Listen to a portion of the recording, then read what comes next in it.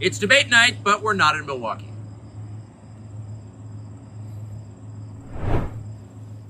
Mr. President, thanks for joining us. Thank you. Why aren't you at the Fox News debate tonight in Milwaukee? Well, you know, a lot of people have been asking me that, and many people said you shouldn't do them, but you see the polls have come out, and I'm leading by 50 and 60 points. And, you know, some of them are at 1 and 0 and 2. And I'm saying, do I sit there for an hour or 2 hours, whatever it's going to be, and get harassed by people that shouldn't even be running for president? Should I be doing that? And a network that isn't particularly friendly to me, frankly. You know, they were backing Ron DeSanctimonious like crazy, and now they've given up on him. I mean, it's a lost cause. It reminded me very much of 2016. You know, in 2016, I went through the same stuff and had to fight them all the way, and then they became very friendly after I won, or just about when I was winning. But I just felt it would be more appropriate not to do the debate. I don't think it's right to do it. If you're leading by 50, 60, I have one problem leading by 70 points, and I'm saying, why am I doing it? And I'm going to have 8 people, 10 people, whoever made the debate, I don't know how many it is, but I'm going to have all these people screaming at me, shouting questions at me, all of which I love answering, I love doing, but it doesn't make sense to do them. So I've taken a pass, as you probably noticed. Well, I did. I'm grateful that you did. It's interesting, though, because you spent a lot of your career in television. Yeah. You had a top show in television on NBC. But you don't feel the need now running for president to do television, obviously. Do you think television is declining? Well, according to a poll that I guess we just saw, it just came out where it's down like 30, 35%, but I think they were referring to cable. I think cable's down because it's lost credibility. MSNBC, or as they say, MSDNC, is so bad. It's so wrong what they write and what they do and what they say. It's, you know, it's fake news, as I said. I think I came up with that term. I hope I did, because it's a good one. It's not tough enough anymore. It's corrupt news. You know, really what you do is call it corrupt news, but somehow that doesn't play as nicely. But it is corrupt news. So you have MSNBC and you have CNN, who's absolutely doing no ratings at all. I mean, they're dead. But they're doing none because they don't have credibility. They really don't have credibility. Fox is way down, as you know. And the good old days are long ago. I will say this, it could come back, but they just don't have a lot of credibility. Tucker, you know that perhaps better than anybody. I think it was a terrible move getting rid of you. You were number one on television, and all of a sudden we're doing this interview, but we'll get bigger ratings using this crazy forum that you're using than probably the debate or competition. When you say there are people on stage who shouldn't be running for president, who do you mean? Well, I don't want to really use names, but it wouldn't matter too much. A guy like, I call him Ada Hutchinson. It's Asa, but I call him Ada. Why do you call him Ada? You know, I could tell you, but I don't want to get myself in a little trouble. But he's weak and pathetic, and he was, I never understood the guy, never knew him. He was the governor of Arkansas, not a very popular guy. I don't know how but that state is such a great state. The people are so incredible in that state, and they love me and I love them. How does this guy get elected governor of Arkansas? But he's nasty always, and has been. A guy like Chris Christie, the guy left with a 8%, think of it, 8% approval rating in New Jersey. Now he's running for president, and he runs solely on the basis, oh, let's get Trump. He's like a savage maniac. He's like a lunatic. And that's all he talks about. His poll numbers are very, very low. He's about 2%. What's he like? You know him well. No, I've been friendly with him over the years, but I couldn't give him a job because I just never trusted him very much.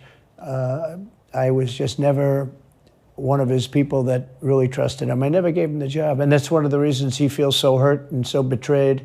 And I understand that. I really do. I understand it, but I never gave him. You know, he wanted to be different things. He was looking at different elements of the administration, and I decided I didn't want to do it.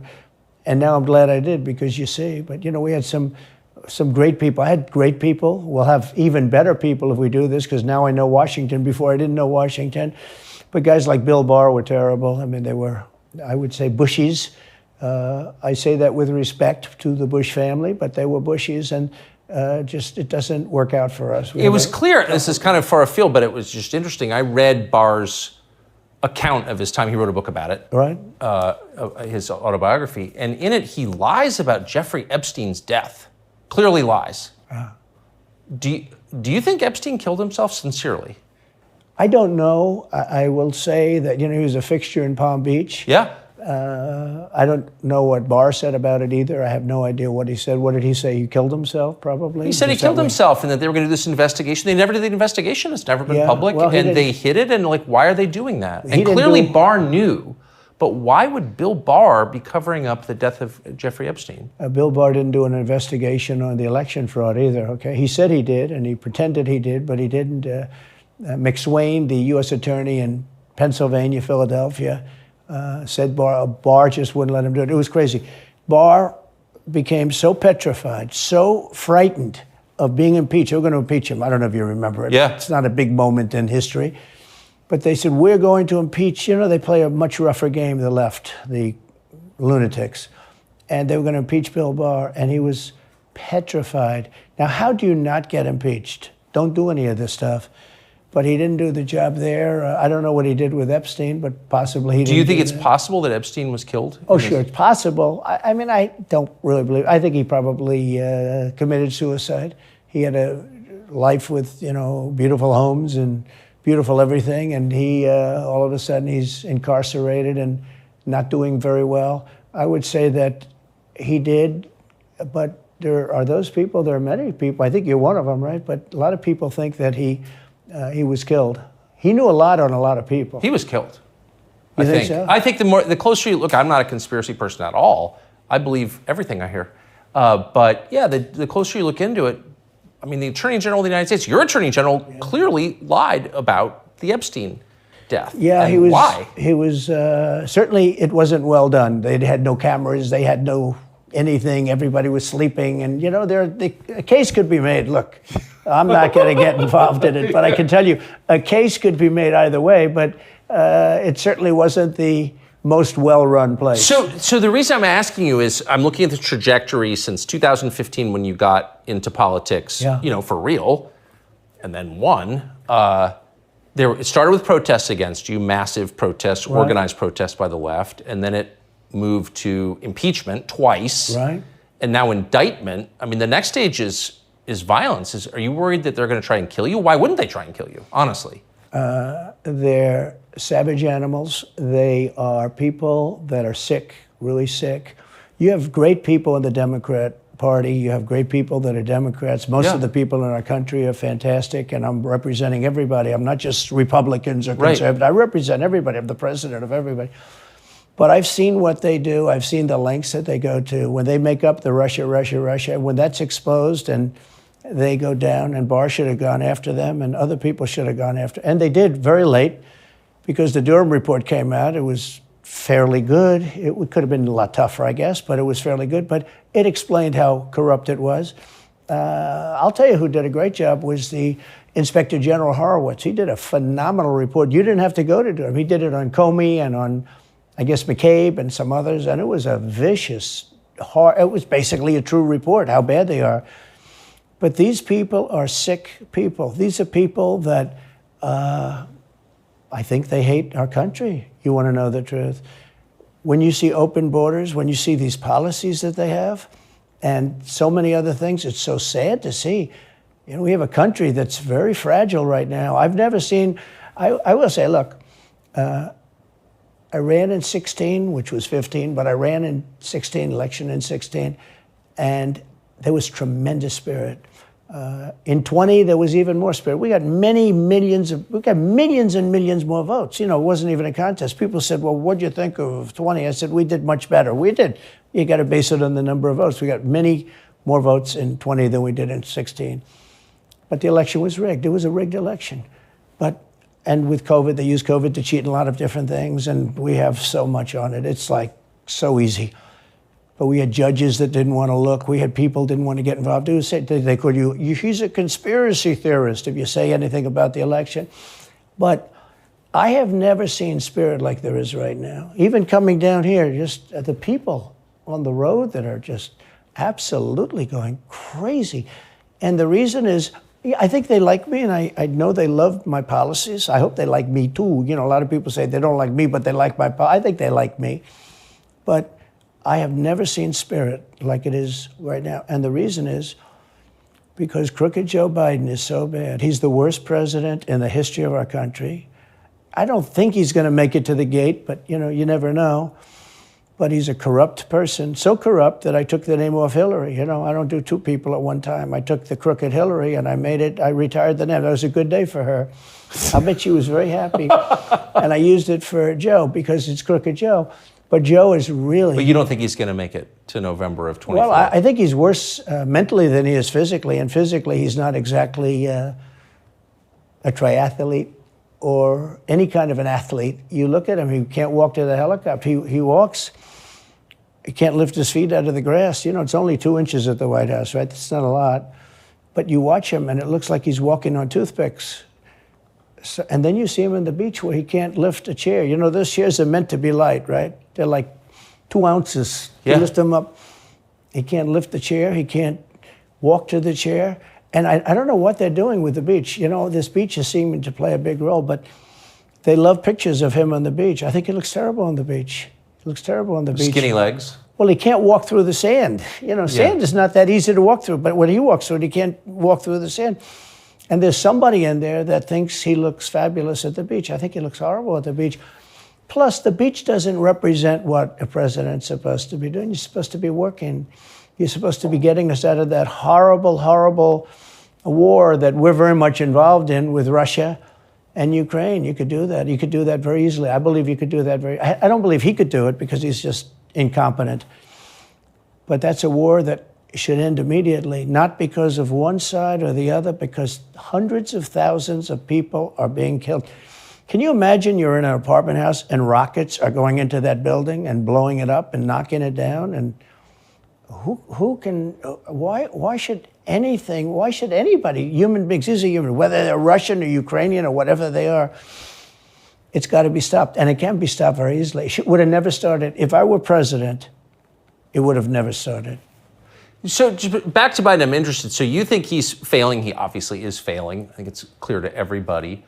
But that would make Kamala Harris the candidate? Well, not really. I mean, I guess they'd have maybe a free-for-all. A lot of people say she has to remain for certain reasons the candidate. She has to. I don't think that's true, actually. I don't think that other people would stand for it. She has some bad moments. Her moments are almost as bad as his. I think his are worse, actually. Yeah. But she seems pretty senile, too. She speaks in rhyme. It's weird. It's weird. But she has bad moments. And in rhyme? What do you... Well, the way she talks, the bus will go here and then the bus will go there because that's what buses do. And it's weird. The whole thing is weird. This is not a president of the United States future. And I think they probably have some kind of a primary and other people will get involved. Newsom, right? Could be. I mean, I always got along well with him, believe it or not. But could be him, could be somebody else. He's got a big load on his shoulders because you look at California, what's happened.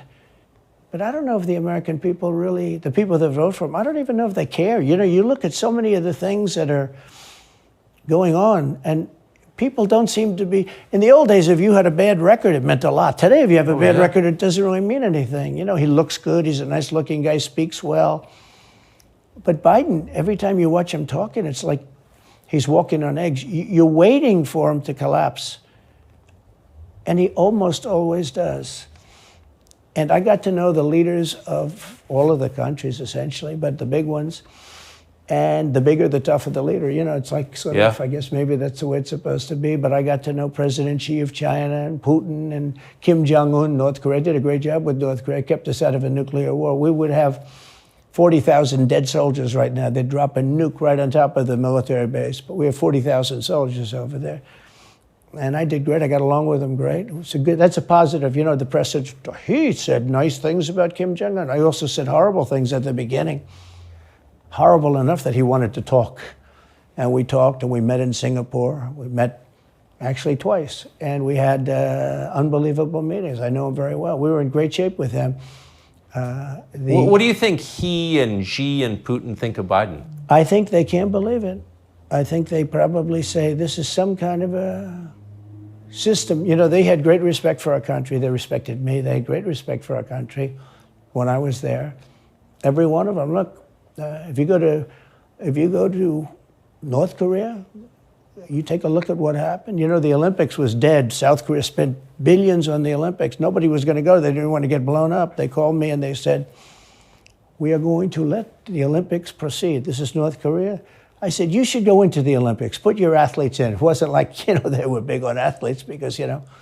Famine. But they went in and they actually participated. And within about 2 days, the entire thing was sold out. And if it wasn't me, that would have never happened. But I got along very well with him, and that's a positive thing. He does have massive nuclear power, by the way.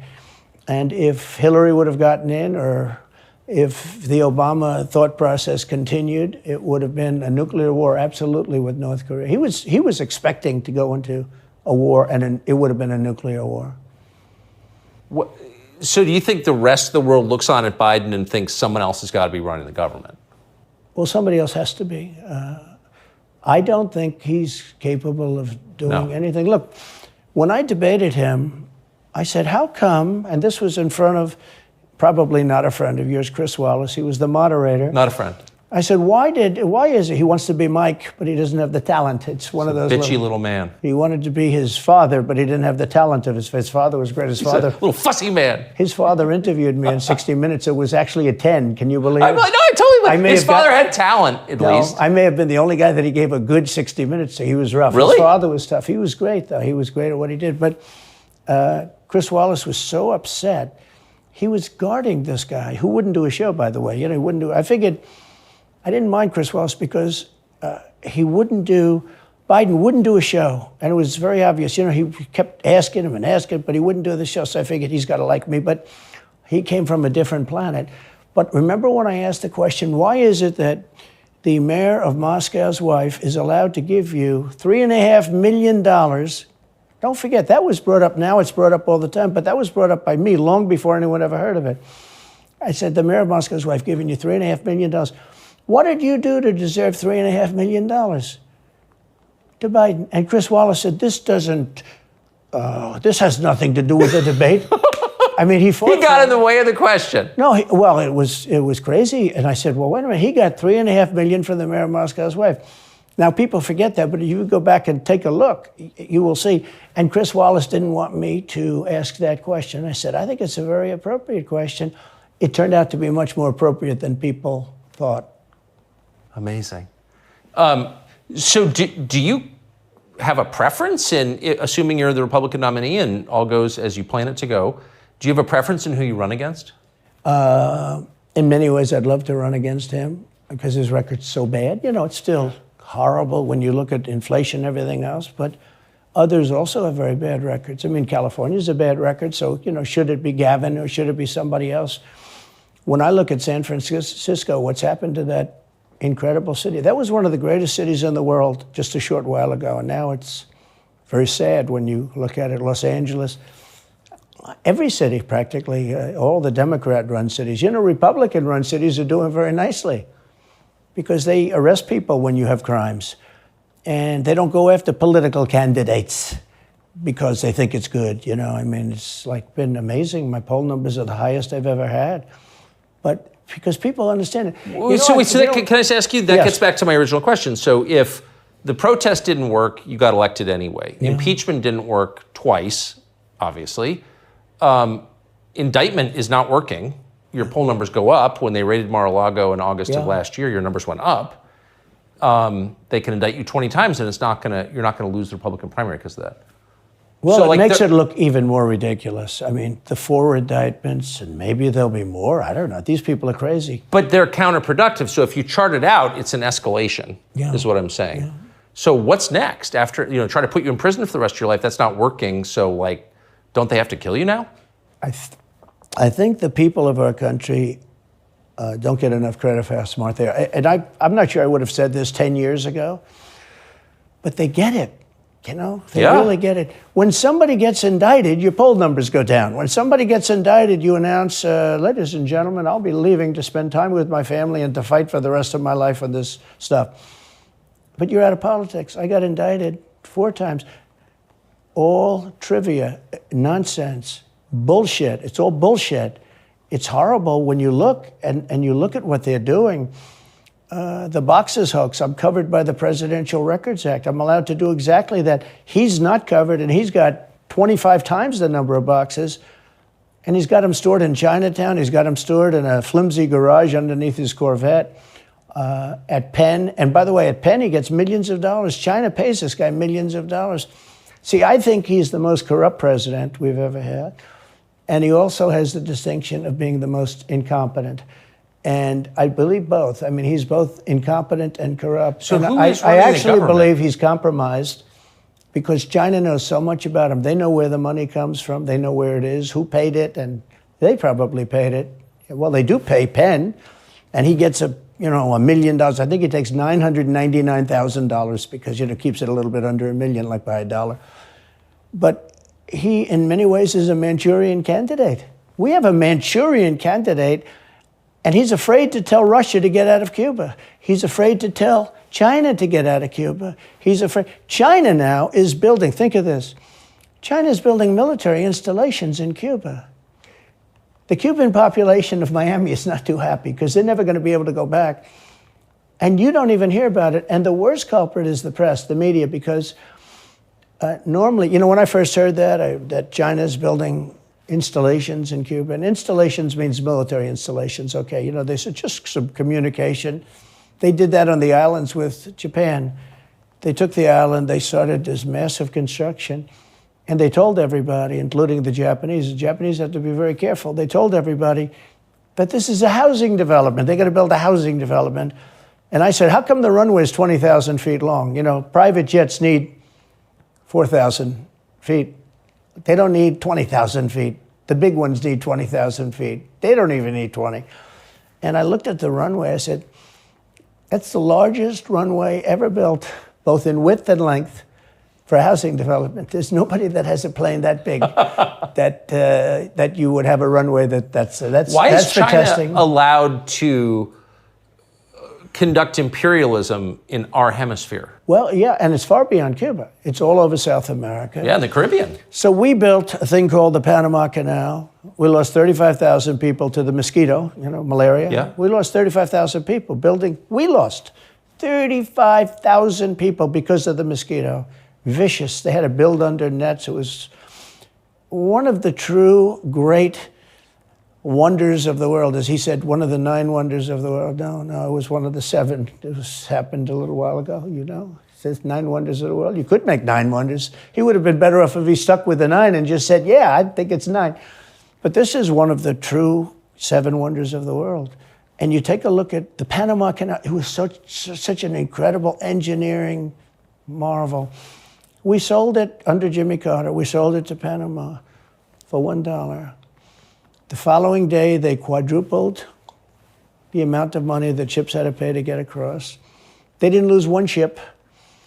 And now they've made it much bigger, and now they've widened it. They've doubled it, right? They've more than doubled it. And it's one of the most profitable things. Any time it's just incredible, right? We gave it away for $1. China now controls it. They actually control the Panama Canal. They run it, they control it. And we shouldn't let that happen. And we can't let China be in Cuba. And they'll get out. If I'm president, they'll get out.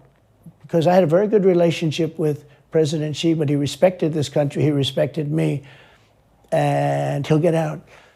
And we can't let them run the Panama Canal. We built the Panama Canal. Should have never been given to Panama. We should have had it. But we gave it for $1. Think of it. They quadrupled. In one day, they lifted the fees, which are, pretty big, for these massive ships to go through, right? Rather than going around the Cape and through all the tremendous storms, such beauty, it's beautiful stuff. But you didn't want to get caught in those storms. Those were storms that wiped out the biggest ships. And we go through the Panama Canal, we built it, and we gave it away for $1. Think of that, how stupid are we? We have done the stupidest things in this country. And now we have a president that can't put 2 sentences together, can't speak, can't walk, can't talk. I don't think he gets to the starting gate, but these people do miracles. I mean, he ran out of his basement, and you got away with that one because of COVID, so he sort of got away with it. They cheated on the election, But you have people that are very smart, but they're fascists and they're radical left lunatics, and they're destroying our country with the all-electric cars and the windmills all over the place, which, by the way, don't work, and they're all, most of them made in China. For the most part, they're made in China. Germany a little bit, but China. But you look at what's happening to our country, even no voter ID. I mean, why don't they want voter ID? There's only one reason they don't want voter ID, because they want to cheat. I mean, who doesn't want, the Democrat convention, the last one, they had voter ID that was this big. It looked like a prison card, this big on their chest. You walked in, they had your picture, your this, your fingerprint. They had everything. The most incredible voter ID I've ever seen. That was to get into the Democrat National Convention. But to get in to vote, if you buy groceries, if you buy practically anything now, you have ID on a card, credit cards or otherwise. But don't you think it's racist to have to show your ID? Well, they probably say that. They use anything not to show ID, because voter ID is pretty simple. And we could go back, and we should go back to all paper ballots, voter ID, same-day voting. France did it. France had mail-in ballots, and it was terrible. Anytime you have mail-in ballots, you're going to have massive cheating on your elections. Anytime, but not just the presidential election. Anytime you have... Isn't that the whole point of them? Yeah. You can cheat? Oh, yeah, sure. It's their whole point. That's their whole point. They want to cheat, yeah. They have to cheat because their policies are so bad that if they didn't cheat, they couldn't get elected. Who wants open borders? Who wants high taxes? Who wants high interest rates? Who wants to not be able to use a gas stove or have to drive an electric car, which, you have a 4-hour drive, but the car only goes an hour and a half, so you have to charge it. The happiest moment for somebody in an electric car is the first 10 minutes. In other words, you get it charged, and now for 10 minutes. The unhappiest part is the next hour, because you're petrified that you're not going to be found another charger. I'm saying, I'm not knocking electric cars, they're fine.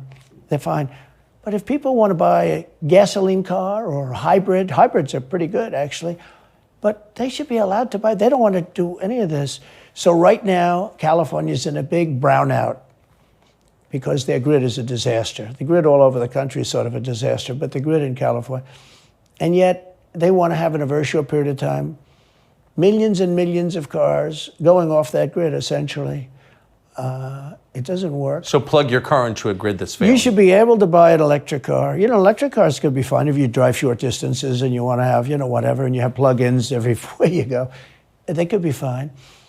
But you got to have gasoline cars. You got to have everything. Let people buy everything. Now the new thing is your heating systems in the house. They don't want you to have a modern-day heating system. They want you to use a heating system that will cost you at least $10,000 to buy and won't work very well. None of the stuff works as well. One of the things I did with EPA is you have states, many states, most of the states have so much water. It comes out of heaven, right? The water pours down and you have it. It's there. It's got to go wherever it goes, into the oceans, whatever. It's not like a big problem. Now, in some states, they have a problem. You have some desert areas and all, and for that, it's okay. But they have sinks where no water comes out. You turn it on, no water comes out. No water comes out of the shower. No water is allowed to go into the washing machine for your dishes or for your clothing or what. And I avoided all of that. Wait, they have sinks where no water comes out? Sure, you have restrictors. When I say no water, very little water. You want to wash your hands, right? Yeah. And you've seen this, and you turn on the sink and it's very little. Or you want to wash your beautiful hair, right? And you're standing under a shower. Then the suds never go. If the water comes out very slowly. I'm sure you've seen this. It usually takes place in new hotels and new homes. Yeah, you take a drill and take the they have limiter out. Well, you can, but now they make it so you can't do that so easily. They have a restrictor. It's called a restrictor, and it restricts the water from coming out. So I ended all of that, and you have to see these. They let the water come out. You know what people do? They wash their hands like 5 times longer, or in the washing machine, they'll press for their. Let's say the dishwasher, they'll press it, then they'll press it about 7 or 8 times. Yeah. They'll end up using more water, and it still won't be very good. I met with the head of Whirlpool. They were practically going out of business during my administration, and they said to me, from Ohio, incredible, great state, I love Ohio, and they were really doing badly because people were dumping washing machines all over, mostly from South Korea, but also from China. And he was explaining it's just a terrible situation. I said, let me ask you, how's the quality? He says, we're better, but they are good enough quality. But, of course he's going to say that, but, they are better. He said, but they don't allow us. They're dumping these machines. They're cutting us in half. They're killing us. And on top of it, the government won't let us use water in our machines. I mean, he shows me like a quarter of a bottle of water. That's supposed to be washing clothing. And I freed it all up, and I put tariffs on these countries that were selling and the machines coming into the country. And that company went from all the washing machine companies, they make washing machines, they make dryers, they make all of the different machines that do this kind of work, including dishwashers. And they went from a disaster area to being just thriving. But can I ask, they love me in that part of Ohio. Well, I bet they do, but why should EPA, no one at EPA was elected by anybody, Yeah. Why do they have the power to decide how much water your washing machine uses? Shouldn't Congress in a democracy get to vote on that? Yeah, you could say that. They do things that are not very... So how do you, that's my question, how do you, if you get elected again, go back to Washington, how do you keep the agencies under control? How do you keep FBI and CIA specifically under control? The way you do it, like I fired Comey, that was a big deal. A lot of people said, and I fired him very early. Somebody said, I wish you would have fired him. There was a real question about firing him. Anyway, you understand, because, when they have a 10-year term, there is a question. I fired Comey. That was a great thing. If I didn't fire Comey, maybe I wouldn't be talking to you, or I'd be talking to you about real estate or something else other than politics, right? That was a coup, in my opinion. That was a very sick deal. That was the insurance policy. You remember the insurance policy? Oh, she's going to win, darling. She's going to win. But just in case she doesn't, we have an insurance policy. And insurance policy was what they were doing. And we caught them with that. That was a very important tweet or whatever it was, text. It was a big deal. That was a big deal. The insurance policy. She's going to win 100 million to 1. That's not good odds. At least they gave me one, right? 100 million to 1. But just in case she doesn't win, we have an insurance policy. And everybody said, that's strange. That's strange. But we caught all of that because I fired Comey. Because when I fired Comey, it was like throwing a rock into a hornet's nest, into a nest of bees, and the place went crazy. So when you were president, are you confident that you knew everything, say, CIA was doing around the world? No, I'm not. It's a very interesting group of people. I had very good relationships, I thought, but I was a little surprised when I got out that, things go on. Look, it's... What were you surprised by? I was surprised. I think it's some of the people. I was surprised that there was... I had a group of people. Look, we killed many, using the CIA, I have to say this, very bad actors. We were very good at it. You look at Soleimani, you look at al-Baghdadi, bigger than Osama bin Laden. I mean, Osama bin Laden, but al-Baghdadi did ISIS, and he was rebuilding ISIS very strongly. And that was the CIA that did that? That was really us that did that. Yeah. That was really us that did that. And Soleimani was us that did that, not so much CIA. But we did some very good work with the CIA. What I started, when I looked at the 51 intelligence agents saying that was the laptop from hell was Russia disinformation, when I took a look at that, I said, that's a horrible thing. They knew it wasn't. They knew it was not. And by the way, you're talking about cheating on the election? McLaughlin and Fabrizio, great pollsters, they said a thing like that plus other things meant anywhere from 10 to 17% of the vote would change. Whatever happened to Mike Pence? You've always been nice to Pence. I've never heard you criticize Pence. You've defended him in public many, many times. He's out there attacking you. What is that? So Mike wants to run for president. You got to understand, in my opinion, Mike Pence had the absolute right to send the votes back to the legislatures. The Democrats and everybody said, you don't have the right. In other words, what I said, is he a human conveyor belt? You mean if he finds fraud in Pennsylvania, in Georgia, in any of these states, Arizona, he has to send them to Mitch McConnell, right? That's right, sir. Well, if he finds fraud, he has to? Yes, sir. I said, so he's a conveyor belt. Boom, put him in. I said, I don't agree with that. And we had some lawyers, not all, we had some lawyers that said, no, you do have the right to send them back to the legislatures to be rechecked. Because if you looked at what went on in Wisconsin, who, by the way, now agree with me, Wisconsin has been virtually, other than the fact they're not allowed to do anything statutorily.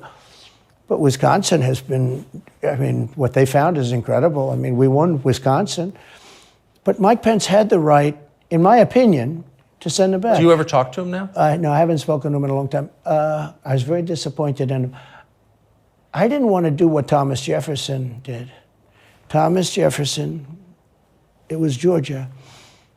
And it was, hear ye, hear ye, the great state of Georgia is not capable or allowed to tabulate their votes.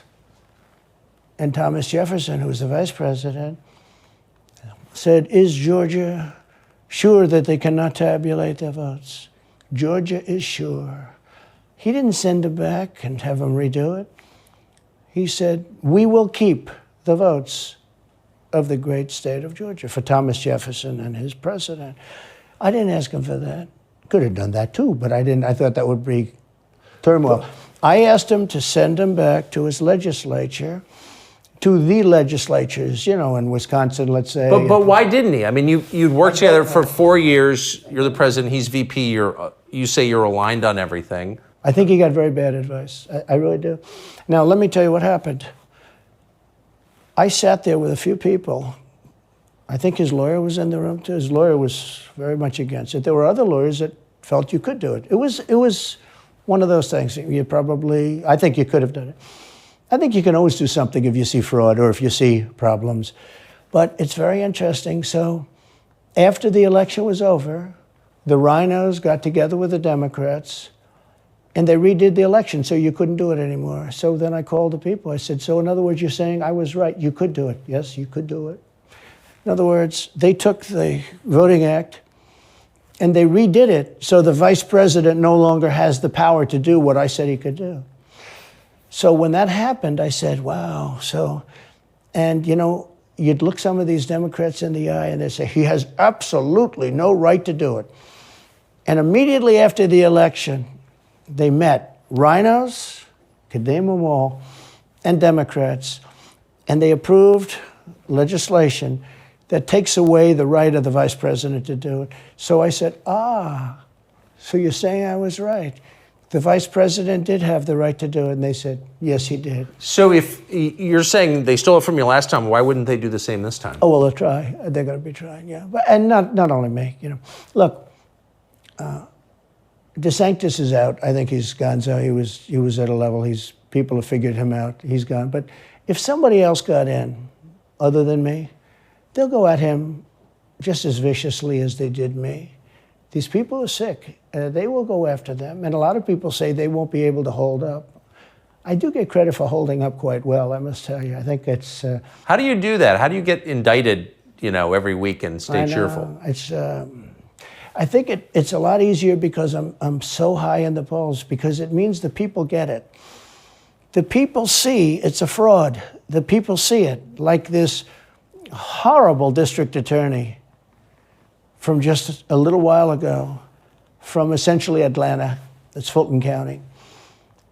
She said, basically, I don't have any right to challenge an election. Well, what about Stacey Abrams? What about Hillary Clinton? What about all of these Democrats that are still challenging my election? The same people that are saying he's challenging an election challenged my election. And they did it with slates. They did it with all sorts of things. They were very bad about it. But basically, they're suing me and they're saying you don't have any right to challenge it. If you challenge an election, we're going to indict you and put you in jail. So what they're doing is they've weaponized, and don't kid yourself, the DOJ and Biden and the whole group, they're watching all of this stuff. They love the local stuff. You know, the DA in Manhattan. Not only that, they put one of the DOJ top people into the Manhattan DA's office to run things. They don't even have a case against me. It's not even a case. Everyone says, even the Democrats say, you can't bring these cases. You have no case. The Attorney General or the District Attorney, Fannie Willis, in Atlanta, she's getting killed. Basically, she's saying Trump doesn't have the right to criticize an election. But you've been around long enough now. You've seen many elections criticized. I mean, Hillary Clinton goes crazy. Every time she talks, she says, he's not the president. Jimmy Carter said, he's not the president. Well, I am the president. Hillary Clinton called me, by the way, at 3:02 in the morning to congratulate me the night of the election. Did her voice crack? Well, her voice was, it's very different, I will say. I won't get into that. But What do you mean? her voice was very different. Don't forget, they were all celebrating at 5 o'clock in the afternoon. And I came home and I said, I think we won. I felt we won because the rallies are so big. We'd go to Wisconsin and we'd go to Georgia. We'd go to different states. In Michigan, we'd have rallies. In Pennsylvania, we had 58,000 people in Butler. And I said, how are we losing this? How do you have a rally where you have from 50 to 100,000 people, many of them? I did 7 a day for a couple of days. That's a lot. That's a lot. These are big rallies, too. And I didn't hold back. I didn't say, let's make them let's do abbreviations, right? But they challenged the stuff. Yeah. Hillary called me up and conceded. Now, the word is that Obama said you have to do that. But she called up and totally conceded. But now, every time you see her on television, she's saying, she's challenging the election. Do you think... So that would mean that she should be indicted, but that would mean also that Stacey Abrams in Georgia should be indicted, because she still thinks she won the election for governor. She still thinks that. She's never recanted. And do you think Stacey Abrams will be indicted for that? No, of course not. She won't be. The Democrats don't get indicted for things like that. They don't get impeached. No, it's a different thing. With that being said, yes, I had great support when they did impeachment hoax number 1 and impeachment hoax number 2.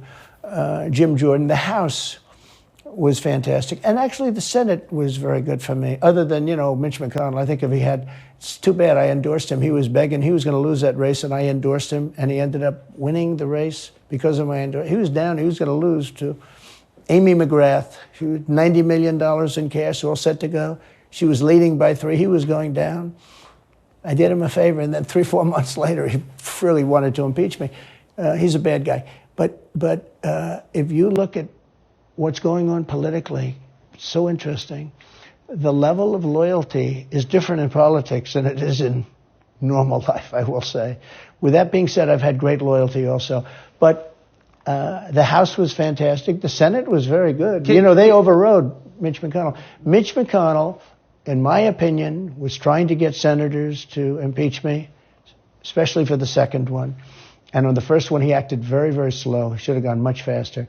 But Mitch McConnell wanted to, and the senators went up to him, guys that are subservient to him because he gives money. He gives them money. He gives them a lot of money. He raises some money and he gives it to them, and therefore they do what he said. That's the only form of leadership he's got. So last question. If you're elected president again, what's your number 1 priority? When you ran last time, you said, I will build a wall. This time, your bottom line top promise to the country. So you can do numerous things at the same time. Of course. But let's say number 1 is a border, and taking hundreds of thousands of criminals that have been allowed into our country and getting them out and bringing them back to their country, Guatemala. By the way, not only the 4 countries that we think of as neighbors, all over the world. Last month, we had 149 countries represented. Think of it. We had 149 countries represented, Tucker, from places that many people never even heard of, coming into our country.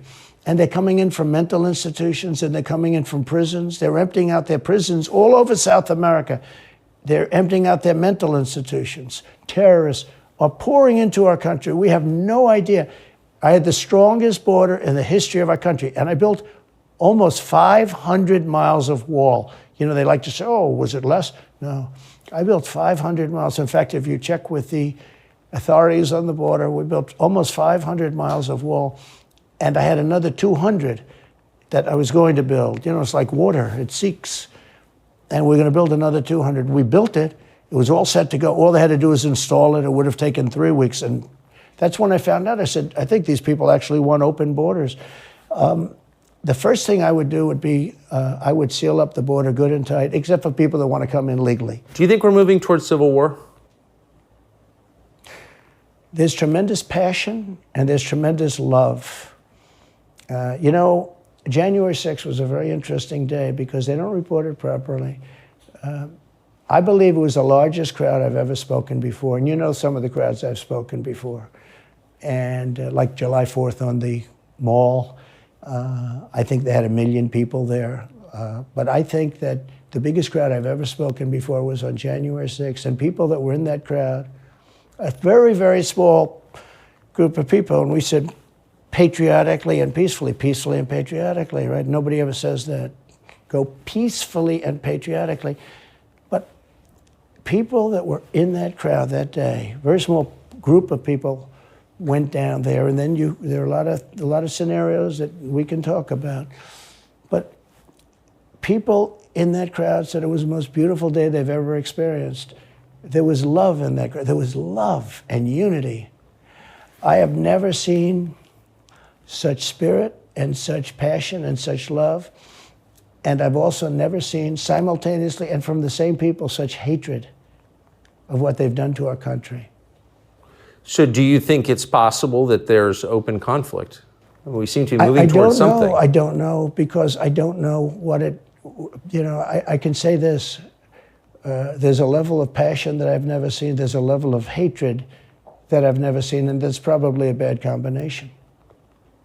Donald Trump, thank you. Thank you very much. Very much. Thank you. That is a bad combination, by the way. Bad combination. Thank you.